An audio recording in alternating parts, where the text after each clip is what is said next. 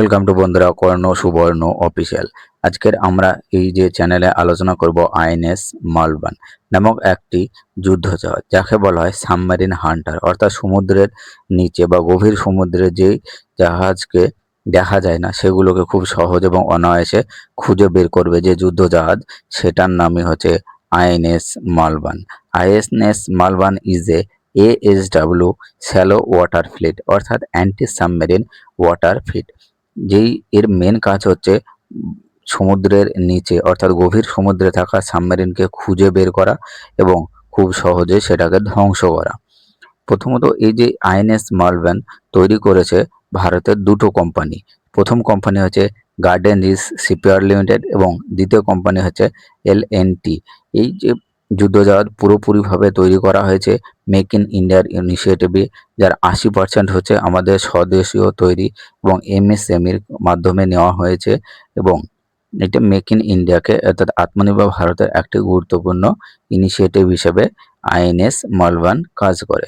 INS মালবান এটি শুধু একটা যুদ্ধজাহাজ নয়, এইটা হচ্ছে ভারত মহাসাগরের সুরক্ষার ক্ষেত্রে বা আমাদের যে উপকূল রেখা অর্থাৎ উত্তর আমাদের যে উপকূল রেখা অর্থাৎ দক্ষিণ পশ্চিম ও দক্ষিণ পূর্ব দিকে, বিশেষ করে আরাবিয়ান সি ও বঙ্গোপসাগরকে সুরক্ষার জন্য, তার সাথে আমাদের উপকূলবর্তী এলাকায় সুরক্ষার জন্য আইএনএস মালবান খুব গুরুত্বপূর্ণ ভূমিকা পালন করে। আইএনএস মালবান এমন একটি যুদ্ধজাহাজ যেটা স্টেলথ ফ্রিগেট, অর্থাৎ অন্য দেশের জাহাজ খুব সহজে এটাকে খুঁজে পাবে না, কিন্তু ইন্ডিয়ান নেভি খুবই গুরুত্বপূর্ণ ভূমিকা পালন করবে। প্রথমত এবার প্রশ্ন হবে আমাদের কেন আইএনএস মালবান দরকার হলো, অর্থাৎ ইন্ডিয়ান নেভি কেন আইএনএস মালবান দরকার হচ্ছে। প্রথমত তোমরা জানো ইন্ডিয়াকে বলা হয় ভারত মহাসাগরের গার্ডিয়ান, অর্থাৎ ইন্ডিয়ান এমন একটা দেশ যেটা ভারত মহাসাগরের এমন একটা স্ট্র্যাটেজিক লোকেশনে আমরা অবস্থান করেছি, যেইখানে পুরো মানে ইন্ডিয়ান ভারত মহাসাগর সব থেকে বেশি যে ওয়াটার বাউন্ডারি ইন্ডিয়ার কাছে রয়েছে। তো ইন্ডিয়ার এটা দায়িত্ব যে ইন্ডিয়ান ওশিয়ানকে সুরক্ষিত রাখার। তো সেই সুরক্ষিত রাখার জন্য আমাদের দরকার আইএনএস মালবান। ভারত মহাসাগরের উপকূলে চীন ও পাকিস্তানের জাহাজ খুব শীঘ্রই এবং খুব দ্রুত ঢুকে পড়ে, সেইগুলো খুব ছোট এবং দ্রুত। তাই ইন্ডিয়ান নেভির কাছে একটা খুব ছোট এবং দ্রুত স্মার্ট জাহাজ দরকার ছিল। সেই উপলক্ষে ইন্ডিয়ান নেভি গভর্নমেন্ট অফ ইন্ডিয়ার সঙ্গে কথা বলে আইএনএস মালবান নামে যে সাবমেরিন হান্টার তৈরি করেছে। এবং এটা শুধুমাত্র একটি নয়, এরকম প্রায় 15টি সাবমেরিন আগামী 5 বছরের মধ্যে ইন্ডিয়ান আর্মি নেভিতে যুক্ত হবে, যেটা আমাদের খুবই গর্বের বিষয়। ইন্ডিয়ান নেভি শুধুমাত্র ইন্ডিয়ান ওশিয়ানকে প্রোটেক্ট করে না, তার সাথে বঙ্গোপসাগর এবং আরব সাগর, তার সঙ্গে ইন্ডিয়ান ওশিয়ান যে পুরো অর্থাৎ আফ্রিকার কোস্ট থেকে অস্ট্রেলিয়ার কোস্ট পর্যন্ত যে এখানে ব্যবসা বাণিজ্য রক্ষার পুরো দায়িত্ব রয়েছে আমাদের ইন্ডিয়ান নেভি। আইএনএস সাবমেরিন যদি বলা হয়, প্রথম আইএনএস মালবানের কাজ কি কি তোমাদেরকে যদি বলা হয়, প্রথম কাজ হচ্ছে গভীর সমুদ্রে থাকা সাবমেরিনকে খুঁজে বের করা এবং তাকে ধ্বংস করা। দ্বিতীয় হচ্ছে উপকূলবর্তী এলাকায় বা গভীর সমুদ্রে মাইন পোতা, এবং ধরো কোনো একটা শত্রু দেশ বিশেষ করে চায়না বা পাকিস্তান সমুদ্র উপকূলবর্তী এলাকায় মাইন পুঁতে রেখেছে, সামুদ্রিক মাইন, সে মাইনগুলো তোলার কাজ হিসেবে আইএনএস মালবান এই যে গুরুত্বপূর্ণ ভূমিকা পালন করে। দ্বিতীয় হচ্ছে তিন নম্বর হচ্ছে বন্দর রক্ষাতে আইএনএস গুরুত্বপূর্ণ ভূমিকা পালন করবে। কিভাবে? তোমরা জানো যে সমুদ্র অর্থাৎ ভারতবর্ষে টোটাল 9টা বড় এবং প্রায় 200টার কাছে ছোট বন্দর রয়েছে, আর এই বন্দরকে বলা হয় ভারতের অর্থনীতির ব্যাকবোন। তো এই সমস্ত যুদ্ধের সময় যাতে বা অন্যান্য সময় যে পাকিস্তান বা চীন যাতে আমাদের বন্দরগুলো নষ্ট না করতে পারে সাবমেরিনের মাধ্যমে, সেই জন্য এই সাবমেরিন হান্টার বা সাবমেরিন কিলারে এই যে অস্ত্রের খুবই দরকার ছিল। কারণ এই জাহাজ সমুদ্র উপকূলবর্তী এলাকায় যে সমুদ্রের গভীরতা খুব কম থাকে, সেইখানে বড় বড় যুদ্ধ জাহাজগুলো আসতে পারে না। ঠিক সেই টাইমে আইএনএস মালবান কি করবে, ছোট্ট জাহাজ এইটাকে খুঁজে বের করে খুব সহজেই যে পাকিস্তান বা চীনের যে যুদ্ধ জাহাজগুলোকে ধ্বংস করে দিতে পারবে। আইএনএস মালবানের টোটাল যে ওজন সেটা 750 কেজি, তার যে টোটাল যে স্পিড সেটা 25 নটিক্যাল মাইল, এবং ওখান থেকে যে মিসাইল রয়েছে সেগুলো 1800 কিলোমিটার মাইল পর্যন্ত যেতে বলো। কি কি অস্ত্র রয়েছে? অস্ত্র যদি তোমাকে বলে, প্রথম অস্ত্র হচ্ছে টর্পিডো, 2 নম্বর হচ্ছে সোনার, 30 mm যে গান রয়েছে, তার সাথে RBU রকেট লঞ্চার রয়েছে।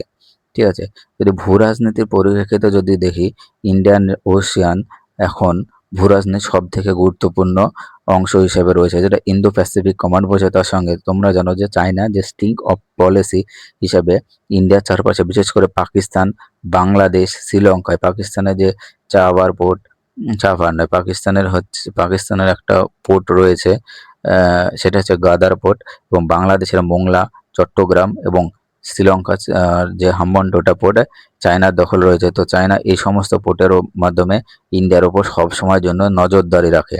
তো এই নজরদারি থেকে ইন্ডিয়াকে রক্ষা করার জন্য আমাদের খুবই একটি গুরুত্বপূর্ণ যুদ্ধে জাহাজ দরকার ছিল, সেটার নামে হচ্ছে INS মালবান।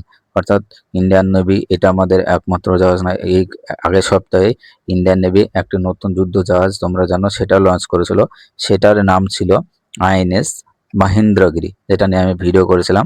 তোমরা যারা দেখোনি সেই ভিডিওটা দেখে নেবে বন্ধুরা।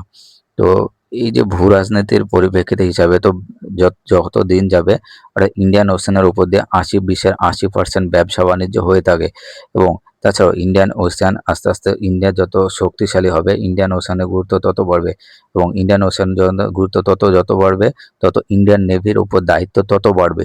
অর্থাৎ ইন্ডিয়ান নেভি ইন্ডিয়ান ওশিয়ানের সবথেকে শক্তিশালী নেভি হয়ে উঠেছে, এবং আগামী 2047 পর্যন্ত আমরা ব্লু ওয়াটার নেভি হয়ে যাব। অর্থাৎ ইন্ডিয়ার কাছে বর্তমানে যে দুটো এয়ারক্রাফট ক্যারিয়ার রয়েছে, আমাদের যদি যুদ্ধ জাহাজ যদি বলে প্রায় 200-র কাছাকাছি যুদ্ধ জাহাজ রয়েছে, যেটা চায়নার কাছে রয়েছে 400-র কাছাকাছি। তো ইন্ডিয়া 2047 সাল পর্যন্ত আমাদের কাছেও, অর্থাৎ আমাদের দেশের কাছেও যে 400-র কাছাকাছি যুদ্ধ জাহাজ হয়ে যাবে। এটা নিয়ে কোনো চিন্তা করার অসুবিধা নেই। তার সাথে সাথে ইন্ডিয়া যে অনেকগুলো সাবমেরিন বেস তৈরি করেছে, যেমন INS বর্ষা, তার সাথে সাথে যে আন্দামান নিকোবর দ্বীপপুঞ্জ যে একটা ইন্টিগ্রেটেড থিয়েটার কমান্ড তৈরি করেছে, লাক্ষাদ্বীপে থিয়েটার তো তৈরি কমান্ড করেছে। তো ইন্ডিয়ান নেভিকে শুধুমাত্র ভারতের মানুষকে রক্ষা করে না, যে বিভিন্ন যে আমরা মাঝে মধ্যে দেখে তো যে সমুদ্রের মধ্যে বিভিন্ন ধরনের যে পাইরেট যে অ্যাটাক হয়, সেই টাইমে ইন্ডিয়ান নেভি খুবই গুরুত্বপূর্ণ ভূমিকা পালন করে থাকে। তার সাথে সাথে এটা হচ্ছে আমাদের INS বিক্রান্ত, যেটা বর্তমানে যে আরাবিয়ান সির ওপর মোতায়েন করা রয়েছে, যে ইরান এবং আমেরিকার যুদ্ধের কারণে। তো ইন্ডিয়ান নেভির একটা সবথেকে গুরুত্বপূর্ণ কারণ হচ্ছে এই যে যুদ্ধকালীন পরিস্থিতিতে, অর্থাৎ প্রজেক্ট যে অপারেশন যে ঊর্জা শক্তি লঞ্চ করেছিল ইন্ডিয়ান নেভি, যার মাধ্যমে ইন্ডিয়ায় যতগুলো তেল বা গ্যাস, সেটা স্ট্রেট অফ হরমুজ থেকে বড় বড় যে জাহাজগুলো বের করে ইন্ডিয়া সেই জায়গা থেকে বের করে নিয়ে আসার দায় হচ্ছে ইন্ডিয়ার নেভির। তো আমরা একজন ভারতীয় হিসাবে ইন্ডিয়ান নেভির পরে খুবই গর্বিত, এবং আমরা প্রাউড ফিল করি যে আমাদের দেশের সশস্ত্র বাহিনী এবং তার সাথে সাথে আমাদের ইন্ডিয়ান নেভি, আমরা যারা স্থলভাগে থাকি ইন্ডিয়ান নেভির সেরকম কার্যক্রমে দেখতে পাই না, কিন্তু ইন্ডিয়ান নেভি আমাদের খুবই গুরুত্বপূর্ণ ভূমিকা পালন করে থাকে আমাদের অর্থনীতির ক্ষেত্রে, প্লাস যে সমুদ্র যে রক্ষার ক্ষেত্রে ইন্ডিয়ান নেভির মতো গুরুত্বপূর্ণ অবদান নেই। তো ইন্ডিয়ান নেভি যত শক্তিশালী হবে, ইন্ডিয়া তত শক্তিশালী হবে। তো গভর্নমেন্ট সেই হিসাবেই আগামী দিনে প্রজেক্ট 71, 81, 19A, প্রজেক্ট 18A, 19 এর মাধ্যমে বিভিন্ন ধরনের যুদ্ধ জাহাজ প্রত্যেক বছর, অর্থাৎ প্রাইম মিনিস্টার মোদী এই যে বছর স্বাধীনতা দিবসে বলেছিলেন যে প্রতি মাসে 2টো করে যুদ্ধ জাহাজ ইন্ডিয়ান নেভিতে ডক হচ্ছে। সবথেকে বন্ধুরা আরেকটা ভালো খবর, যে তোমরা জানলে খুশি হবে, যে ইন্ডিয়ান নেভি ঘোষণা করেছে যে আমরা 2025 সালে আমরা রাশিয়া থেকে একটা শিপ নিয়েছিলাম INS দুনা বলে, তারপরে আমরা আর কোনো শিপ রাশিয়া থেকে নেব না, বা বিশ্বের কোনো দেশ থেকে আমাদের ইম্পোর্ট করার দরকার হয় না, কারণ ইন্ডিয়ান যে সমস্ত ওদের শিপ বিল্ডিং কোম্পানি রয়েছে তারা পর্যাপ্ত পরিমাণে শিপ তৈরি করার জন্য প্রস্তুত রয়েছে। থ্যাংক ইউ বন্ধুরা, ভালো লাগলে চ্যানেলটিকে লাইক এবং সাবস্ক্রাইব করে দেবে।